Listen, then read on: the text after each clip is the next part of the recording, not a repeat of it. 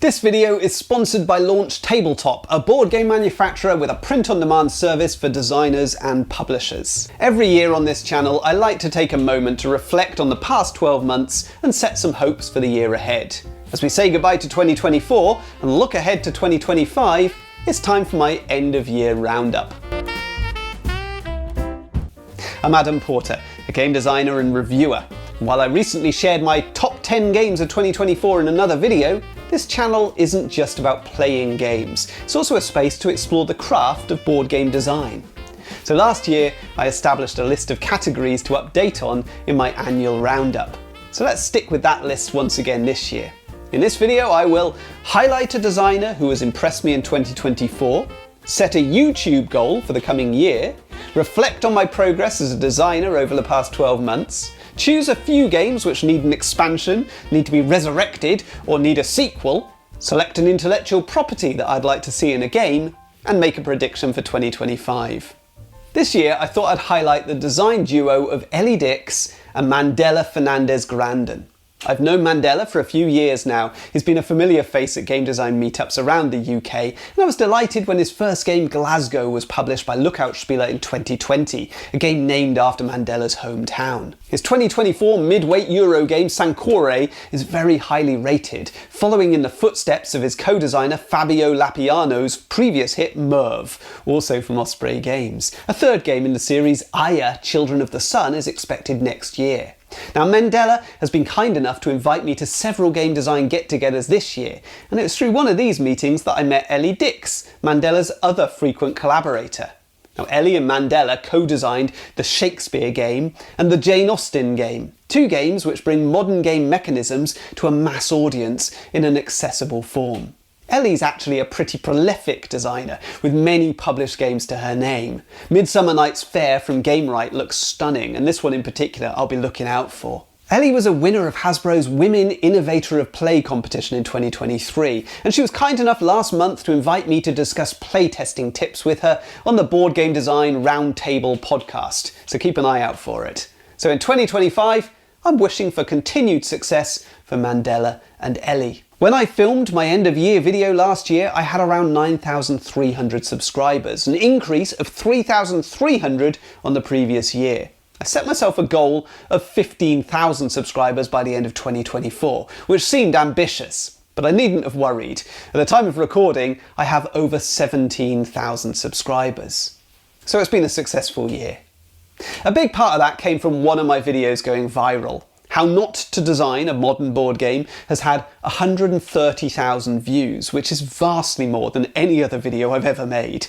Unfortunately, much of that engagement was from viewers angered by me criticising beloved games from their childhood. Monopoly, Battleships, Top Trumps. I thought I gave a very balanced account, but that wasn't the perception of many of the viewers. Still, an angry view is still a view, and it helped the channel a ton. And I've got to admit, I think the advice in the video stands up. I can't see anything too controversial in there.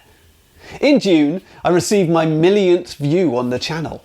That's a great milestone. 12 years in the making. I think it'll be a while before I achieve my second million.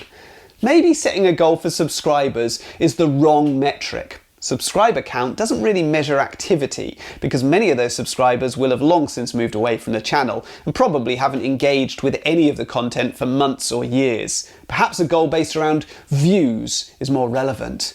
This year, I had around 530,000 views. Now, 130,000 of them were from that one viral video, and I can't count on that happening again. So I'll set my goal for 2025 conservatively at 400,000 views. Now that's going to be hard to achieve. My newborn baby boy arrived very recently, and this will undoubtedly impact on my output moving forward. But I'll do my best to keep the videos coming, even if they're a little less frequent than previous years. It was very rewarding this year to once again work with a sponsor, Launch Tabletop. They're a great team, highly supportive and appreciative of the channel, and I'm delighted to be able to highlight their service because it's something I genuinely value. I've used their print-on-demand prototyping service many times now, and it's always been an exceptionally smooth experience. Simple, quick to deliver, and the finished product is always of the highest quality. So if you want to create your own professional quality board game or card game, give Launch Tabletop a try. Visit launchtabletop.com and try out their Launch Lab service. And if you use the code AdamInWales, you'll receive a 20% discount off your order. So in 2024, I had one new game hit the market. Co-designed with Rob Fisher, Happy Hoppers made its debut at Gen Con and Essenspiel, but I don't think it's likely to achieve widespread distribution. The game was a long time coming. The licensing deal was agreed in late 2018, and there have been many delays since then due to world events. Rob's and my older game, Compromat, also had a revamp for the American market. Helvetique surprised us with their new look edition, now called Ballot Battle, and I'm looking forward to hearing from them how it performed in 2024. My design goal for 2024 was to make it to Essenspiel with 1 or 2 new prototypes, and that didn't happen due to the early arrival of my baby boy. And sadly, I didn't make it to UK Games Expo either, due to supporting my wife with a difficult pregnancy. So it hasn't been a good year for designing or pitching new games. But I did sign licensing contracts for 2 new games, which means I have 2 games likely to launch in 2025 and another in 2026. I also have a couple of really promising prototypes ready to pitch as soon as the opportunity arises. The big new direction for me in my game design activities was the release of 2 books on design. Both were released by Amazon Print on Demand, and I really enjoyed the process. It was so fulfilling putting my thought processes down on paper and sharing them with viewers, and then watching for feedback and of course sales. The first book is the Adam in Wales Board Game Designer Journal, which I released in February. I think this is a really unique little book. It's packed with useful prompts to help the reader develop as a designer. It differs from other game design books because it doesn't focus on the games, it focuses on you. I've used the journal myself to keep track of my own design activities, and I love using it. And of course, I've filled it with tools and exercises to keep you inspired. The sales and feedback both exceeded all my expectations, so I set about writing a second book. Adam in Wales Playtesting was released in October, also through Amazon. This one is structured around 100 questions you might ask while playtesting, with a rationale for each of them. Again, sales have been great, but I've had less feedback on this one, so if you've enjoyed either of these books, please do leave me an Amazon review. Doing so prompts the Amazon algorithm to guide other shoppers to look at these books, which helps me enormously. So my design goals for 2025 are: firstly, to pitch at least 1 game at Essenspiel 2025, and to make sure that I do attend to see the launch of my 2 new games, an abstract strategy game and a big box mid-weight strategy game, both firsts for me. And my second goal is to produce at least 1 new game design book in my Adam in Wales series. So in previous years I've wished for expansions, sequels and remakes for specific games. Previous wishes were for a second expansion for Baron Park and a first expansion for Libertalia Winds of Galecrest. Now I don't think either is looking likely. I also wanted an expansion for Caesar's Empire, but that's never going to happen due to the publisher shutting up shop. Last year I hoped for an expansion for Animals of Baker Street. Maybe this one could still happen. This coming year, I think my opportunities for gaming will be fairly thin on the ground, so expansions don't feel like a priority. So I'm going to cheat and pick an expansion that I know is coming: Pitch Out.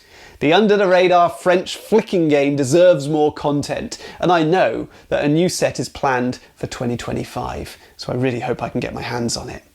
I've previously made requests for standalone sequels, but I'm starting to refine my wishes for these. Even though I've hoped for sequels for games like Everdell and Quacks of Quedlinburg in the past, I generally find myself saying, no, not like that.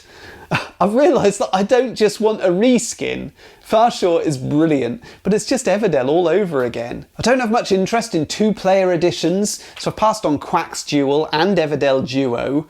I do get excited by junior editions though, mainly because I like seeing how they approach the design challenge of streamlining a complex game.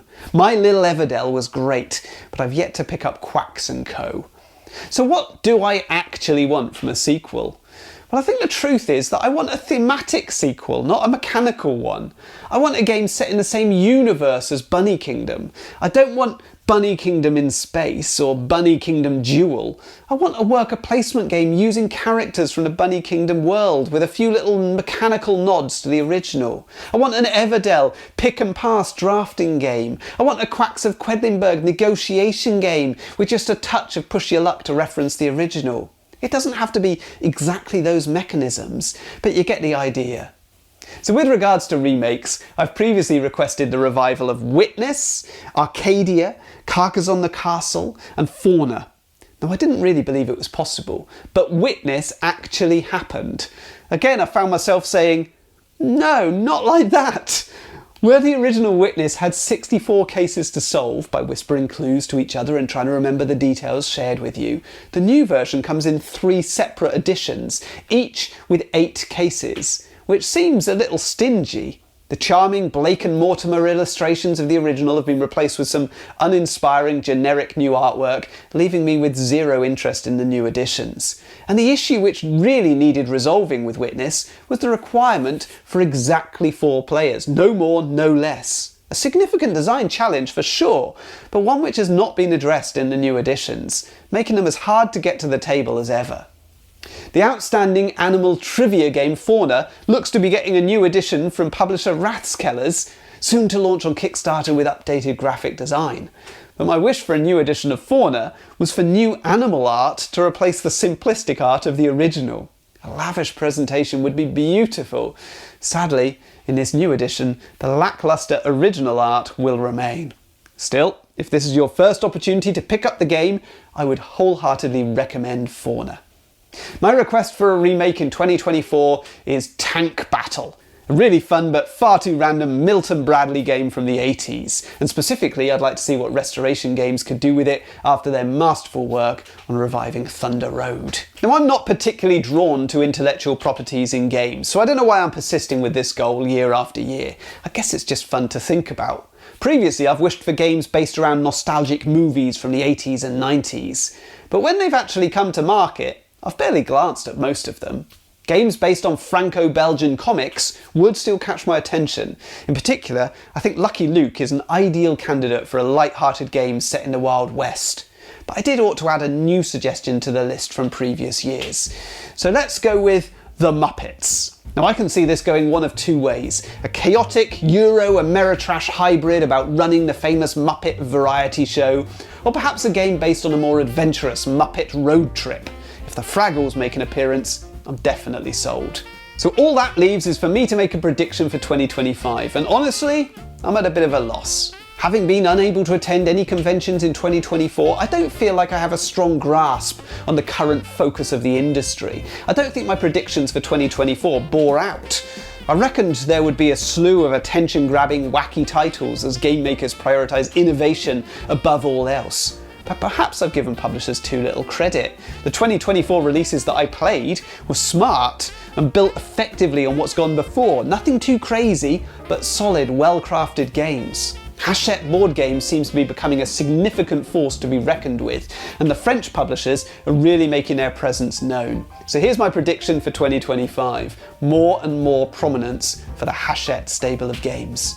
As always, I'd like to know what your predictions are for the coming year, and your wishes too. So let me know in the comments. And thanks once again for supporting the channel by watching, commenting and sharing the videos throughout the year, and for purchasing and reviewing my Adam in Wales game design books. I look forward to seeing you all again in 2025. Until next time, all the best.